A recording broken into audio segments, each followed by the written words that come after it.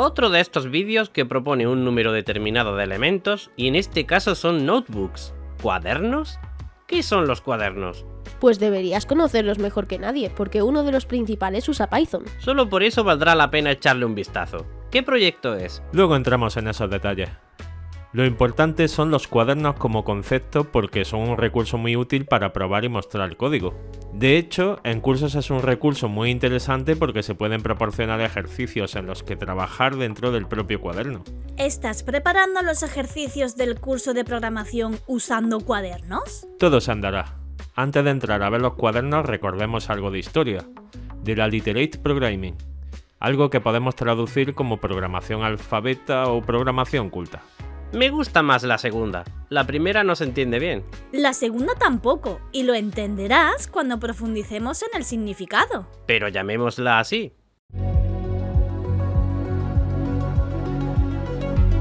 Novedades. Como todos sabéis, podéis haceros historiadores o cronistas del canal y disfrutar de contenido exclusivo, además de apoyarnos.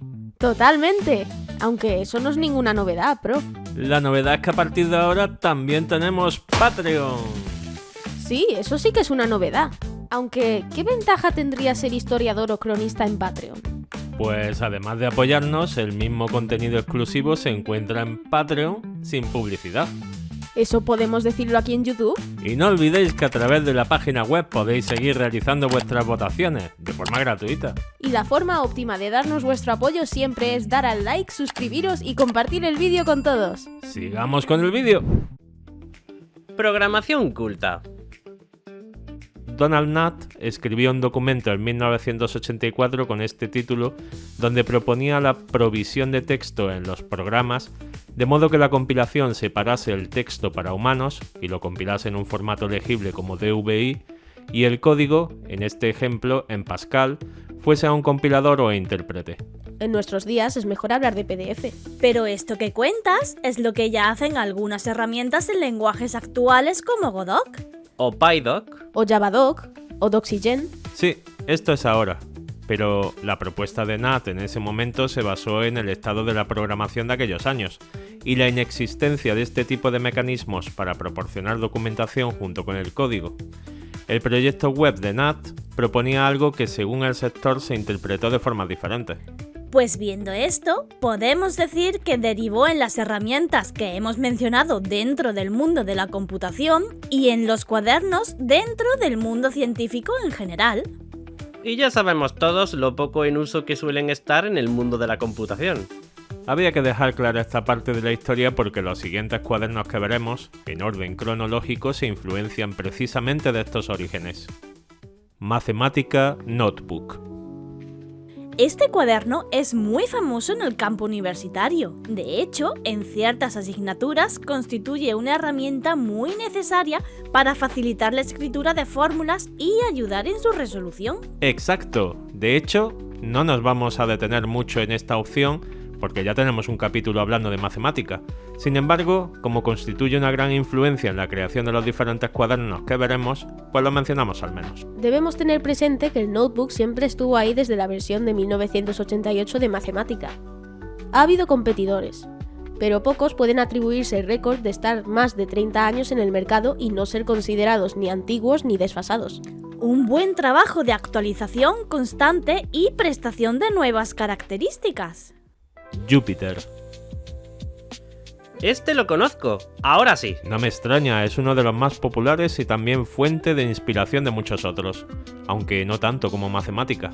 Jupyter empezó como un spin-off de IPython. Esa I al inicio suena como productos Apple como iPod, iPhone, iPad e incluso le sigue una P. Es mucha casualidad, ¿no? Pues no, es porque es un Python interactivo. Inicias la shell y te pregunta una expresión de entrada, a lo que responde con un resultado de salida. Pero Jupyter aspiraba a más. Fernando Pérez, uno de los autores de IPython y quien comenzó el proyecto Jupyter, quiso llevarlo a una interfaz gráfica. De hecho, tal y como dijo Fernando en una conferencia cuando Jupyter cumplió 20 años... ¡Pro! ¡No! El título de la conferencia es 20 años de IPython y Jupyter, pero Jupyter, según parece, fue lanzado en 2014. La conferencia celebra 20 años de IPython, que fue lanzado en 2001. Ups, gracias Violeta. Bueno, es verdad que desde IPython han surgido otros proyectos interesantes hasta confluir en Jupyter. Por ejemplo, IPython Notebook de 2011. Nos podríamos haber quedado ahí, pero Jupyter es mucho más. El proyecto contó inicialmente con IPython como kernel de Python y el sistema Jupyter para conectar diferentes kernels. ¿Diferentes kernels? ¿Puedes utilizar otros lenguajes de programación? Totalmente. De hecho, Jupyter se eligió como nombre porque viene de Julia, Python y R. Creo que estoy con Chip. Únicamente con Python habría sido suficiente.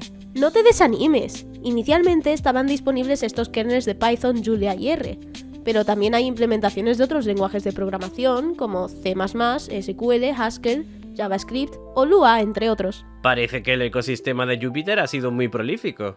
De hecho, tienen una conferencia propia llamada JupyterCon que se celebra desde 2017.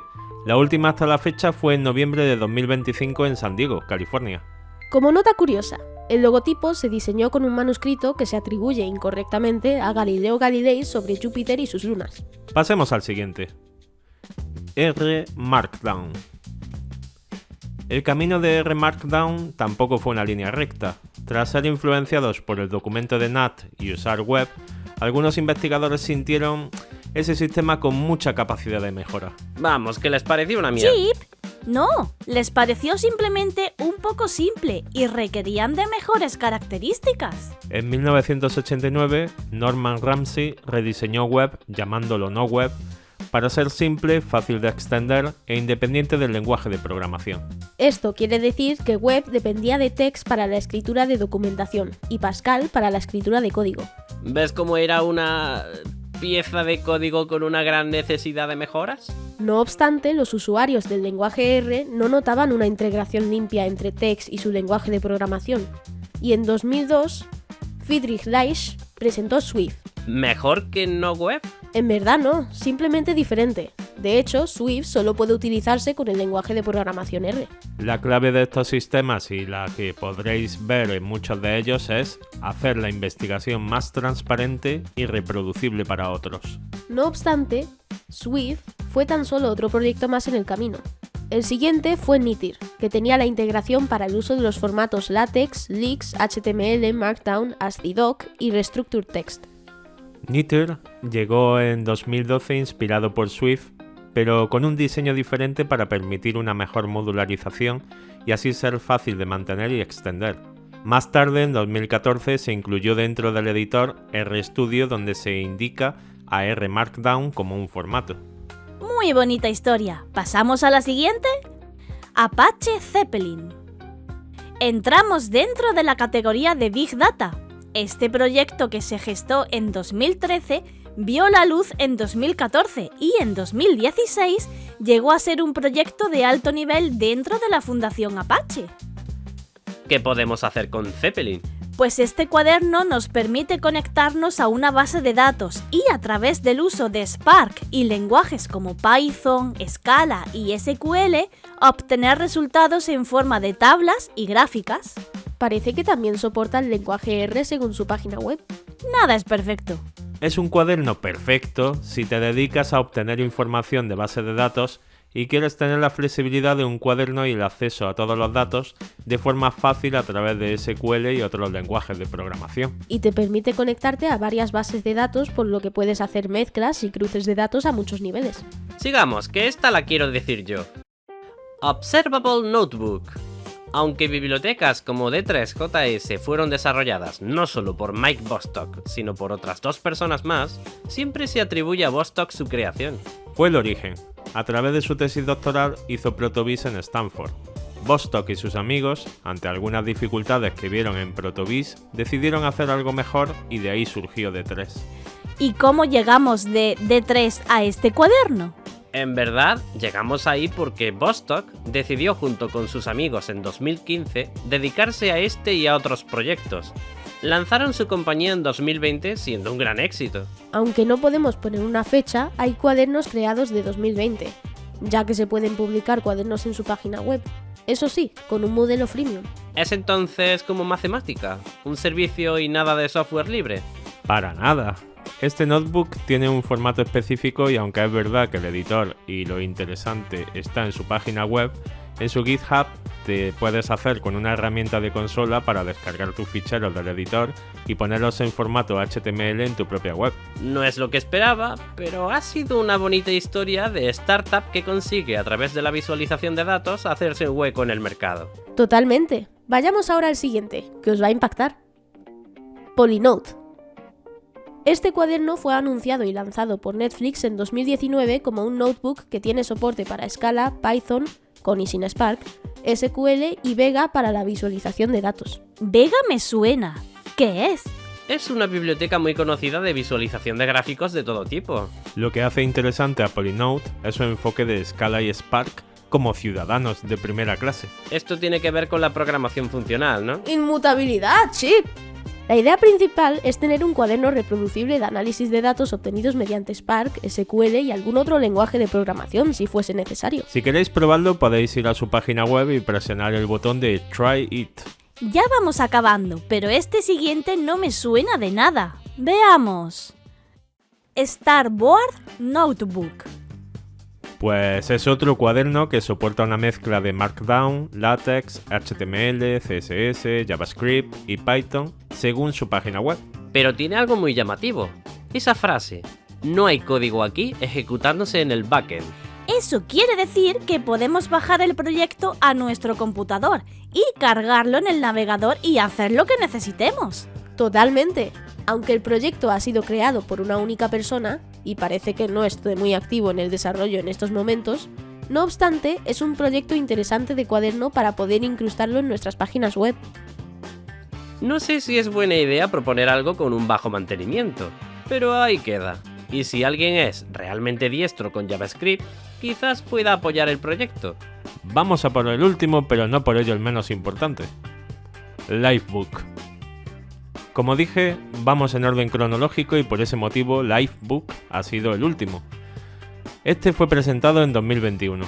Tiene tan solo 5 años de vida, pero no ha parado. En su página web se puede ver que tiene soporte para escribir bloques usando Markdown o Elixir.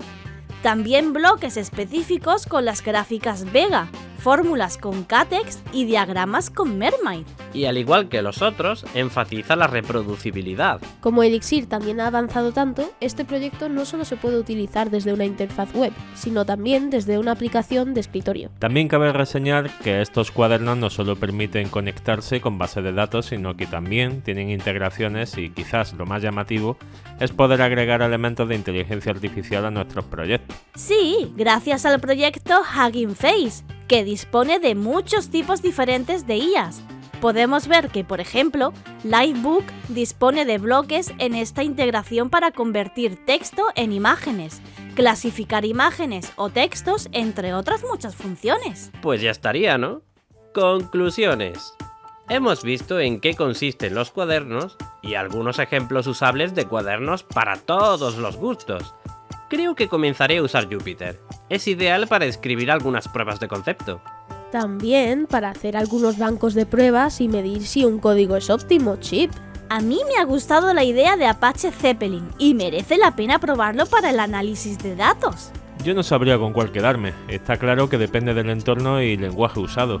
Hay algunos que permiten usar diferentes lenguajes de programación y eso me gusta. Habrá que ir probándolos en escenarios reales.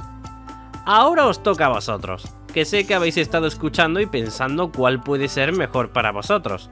Obviamente depende del lenguaje de programación que queráis usar, pero también del enfoque. ¿Cuál os ha parecido mejor o qué estaríais dispuestos a probar? ¿Apoyaríais a Starboard Notebook para ayudarle a crecer? ¿Qué os ha parecido que Netflix tenga su propio notebook? ¿Y que usen Scala? Déjanos tu comentario. Oye, Pro, ¿de verdad no has tomado ideas de estos cuadernos para hacer los ejercicios del curso? Es difícil de encajar cada uno de los 4 lenguajes en los cuadernos. Es decir, podría basarme en dejarte usar un cuaderno como Jupyter para la explicación y ejercicios de tu parte del curso, pero eso no serviría para Hexa con Zig o Violeta con Go. O contigo y Pascal, pero ¿de verdad son necesarios 4 lenguajes en el curso? No es necesidad, pero sí riqueza demostrativa. El curso debe enseñar a programar y moldear la mente del programador. Eso no se consigue nunca con un solo lenguaje de programación. Yo creo que con Python se conseguiría, pero lo más importante, ¿cuándo lo lanzamos? Ya queda menos, ya queda menos. Continuará.